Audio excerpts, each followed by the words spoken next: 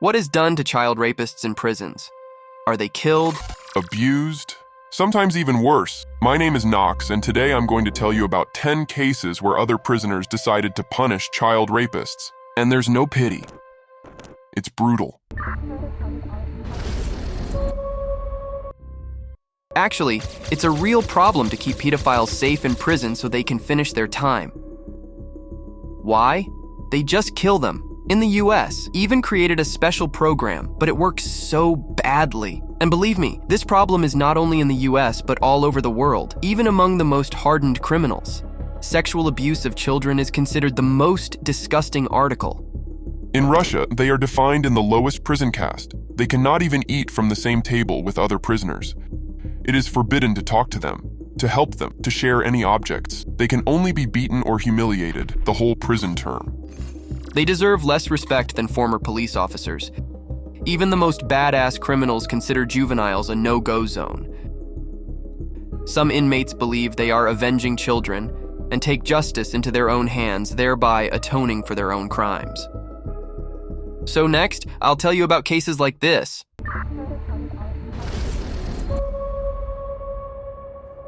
I'll start with Nelson Sanderson. Who is he? A convicted pedophile who was serving 2 life sentences at Century Correctional Institution in Escambia, Florida. Sanderson was a disgusting man.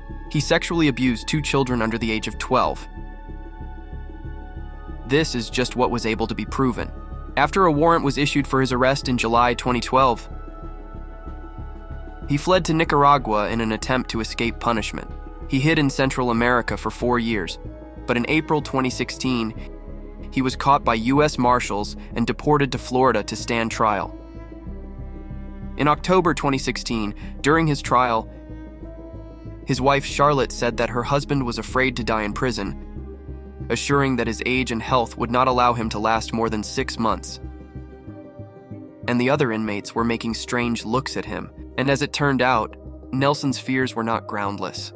In 2017, cellmates beat him to death, inserting foreign objects into his body. Nobody likes pedophiles. Sanderson's death may have brought some relief to his victims and their families, but the Florida Department of Corrections recognized their inability to keep him safe. In an official statement, they pledged to hold inmates accountable for their actions and provide a safe environment for all inmates. Violence is subject to disciplinary action, placement in segregation, and criminal charges if applicable, for the safety of staff and other inmates. But amusingly, charges have yet to be filed. It's as if the investigation isn't trying too hard in punishing the murder of a pedophile, even though the prison is just packed with cameras.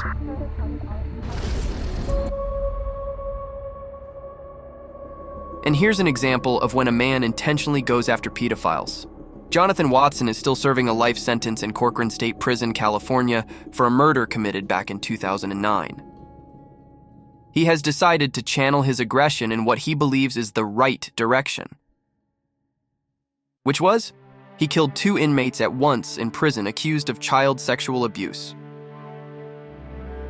In January 2020, Watson, who was 41 at the time, admitted to beating 2 cellmates to death with a cane. His victims were 48-year-old David Bobb and 62-year-old Graham DeLuise Conte. Both were convicted of felony child sex offenses and were also serving life sentences. In a letter to a Northern California newspaper, Watson said he attacked the 2 men in retaliation for their behavior in a prison dormitory. According to him, neither of them felt remorse. One of the inmates bragged about his heinous crimes and provoked Watson and the others by constantly including children's gear, which particularly annoyed Watson. The day before the attack, he warned the prison psychologist that his aggression was escalating and that he needed to be transferred to a prison with tighter security, but his request was ignored. Left alone with his anger, the next day, Watson decided to act on his own. Taking a cane, he approached the first man and struck him several times on the head until he stopped moving. Watson then left the dormitory, intending to find a security guard and surrender. But on the way, he encountered the second rapist and also beat him unconscious with a cane, According to Watson, he thought he was doing everyone a favor by getting rid of pedophiles. Prison. Authorities condemned Watson's actions, saying that any violence is unacceptable inside their walls. However, many people outside the prison expressed sympathy for Watson, believing that he was driven to extremes by the behavior of those he attacked. Some even argued that both pedophiles got what they deserved. What do you think? But moving on, and here we have Robert Munger, a Washington state prison inmate, convicted of crimes against children, who was sentenced to 43 years in prison. But as you can imagine, he didn't have to sit for long. He ended up in a cell with Robert Goldsby, whom he constantly taunted and bragged about his atrocities. Can you imagine? What a freak. Who would have thought that a man who had committed such horrific crimes could brag about it so brazenly? His neighbor Goldsby ended up in jail for stealing a police car and a lengthy chase that ended in a collision and severely wounding an officer. He wasn't ashamed of his criminal past, but the stories of violent and twisted acts against children just pissed him off. These constant pratfalls and gruesome details of Munger's crimes gradually drove Goldsby to an unstable state. But you know what the toughest part was? They were both from the same neighborhood, and in one of their conversations, Goldsby realized that his 70-year-old cellmate was the very man who had abused his sister as a child. That became the final straw. In the general area of the prison, Goldsby attacked Munger from behind, punched him 14 times in the face, and then kicked him 4 times in the head before calmly walking away. He received an additional 25 years to his sentence and even apologized to Munger's wife and family, admitting it was cruel to deprive them of their loved one in this way. But despite his remorse, many believe he did the right thing in dealing with his sister's abuser.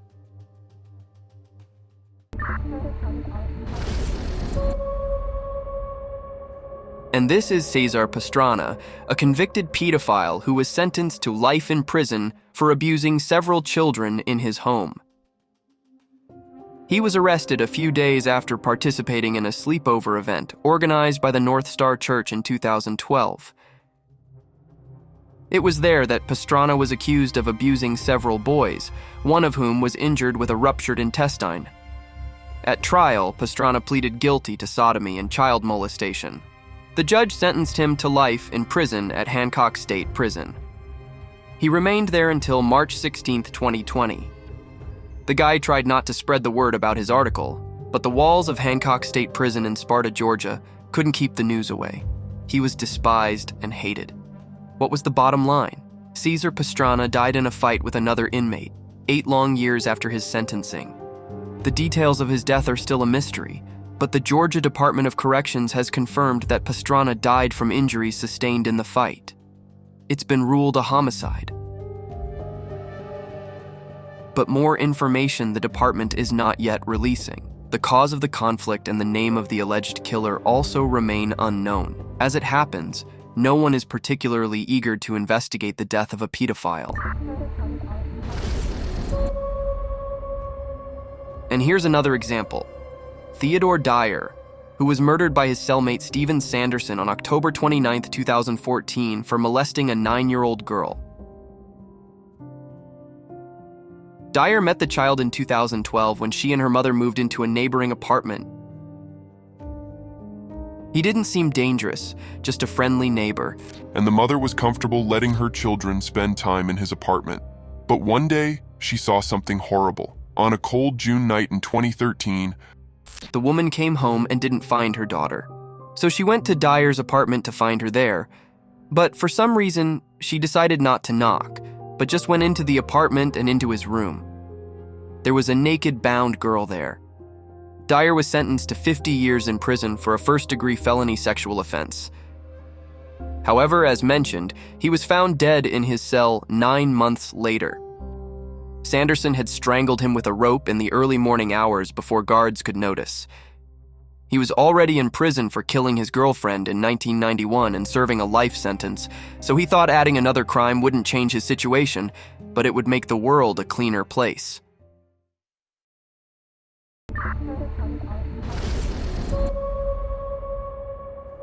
Have you heard of the dark internet? It's a place where not only drugs and guns are sold, but also child pornography. A man named Richard Hackel took this to a whole new levy. He had a fan page on the dark web where he shared gruesome photos and videos. What was on there? I think you can guess for yourself.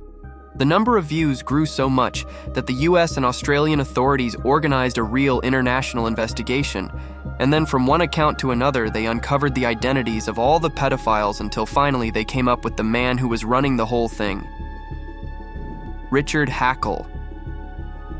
The US tracked his every move, and when they found out he was coming to the UK to spend Christmas vacation, they contacted National Crime Agency officials who arrested him at London's Gatwick Airport. On his laptop and hard drive was more than enough evidence of his sexual exploitation of children. Hackel was eventually sentenced to life in prison on 22 counts. However, on October 13, 2019, Hackel was found dead in his cell, and his body looked like he had been tortured for hours. Who killed him? Paul Fitzgerald, who was also in prison for sex crimes only on adults. He bound Hackel's hands and feet, then gagged and strangled him. But that wasn't all. For fun, he inserted several spoons into Hackel's ass Before stabbing him to death. No matter what kind of animal you are, there's always worse.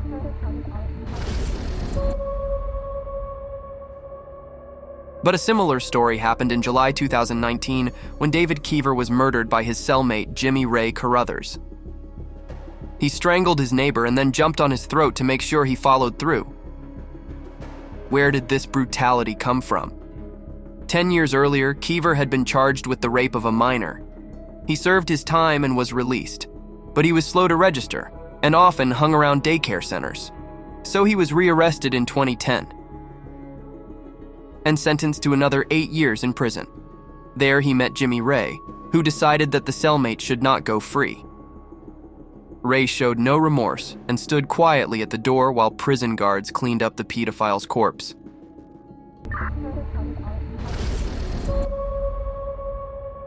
But it's not just rapists who get killed.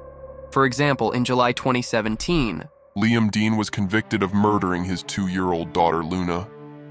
What happened? Shortly after she was born, Dean couldn't stand her constant screaming and attacked the toddler, breaking her skull and ribs. He punched her in the face and twisted the girl's fragile body so hard that he broke her bones, eventually leading to her death. Brutal, huh? After realizing the seriousness of his act, he called the medics, but lied, saying that Luna supposedly hit herself. Despite the doctor's efforts to save her, the girl died 3 days later. During the investigation, Dean confessed to the crime and was found guilty of murder. In 2017, he was sentenced to time in prison. There, he was killed by his cellmate, John Westland, who decided that Dean did not deserve to live. Westland attacked him using a bottle of aftershave lotion. Notably, Westland himself was serving time for rape and assaulting a woman, apparently determined to redeem himself. And here's another similar case. On January 22, 2017, Nicholas Anderson was found dead in prison. His throat had been slit with a homemade weapon. The perpetrator turned out to be another inmate, Rocky Ali Beeman. Rocky was known for his horrible deeds. He killed inmates convicted of sex offenses, and it was known to everyone. Before he got on death row, Ali Beeman openly stated that he hated sex offenders and would kill anyone he met. He even wrote a letter to the judge expressing his passion for killing these men. Somehow, Beeman was not sentenced to death and continued to be incarcerated. It was there that he found his other victim, Brian Hunsaker. Rocky strangled him and then stabbed him over 80 times in the shower room. A psychopath indeed.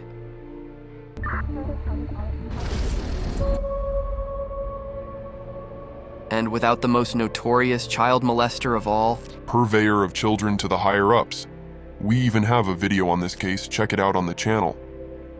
Jeffrey Epstein, the richest American financier who organized a whole island, which came to vacation many politicians and celebrities. But not alone, but surrounded by little girls and boys. What was happening on that island? According to witnesses, naked parties, drunkenness with drugs and orgies. As a result, Epstein's activities were publicized, and he went to jail. But on August 10, 2019, he was found dead in his jail cell. The medical examiner determined that his death was a suicide, but attorneys and the public don't believe this version. After his incarceration, Jeffrey threatened to expose some of the most powerful people in the world to testify about their involvement in child sex trafficking. Now think to yourself, how did he end up in the noose? And that's all for now, by the way. If you know how to write scripts, edit videos, or voiceover clips, then write to our Telegram bot at the link in the description. I'll be glad to work with you. Thanks for watching.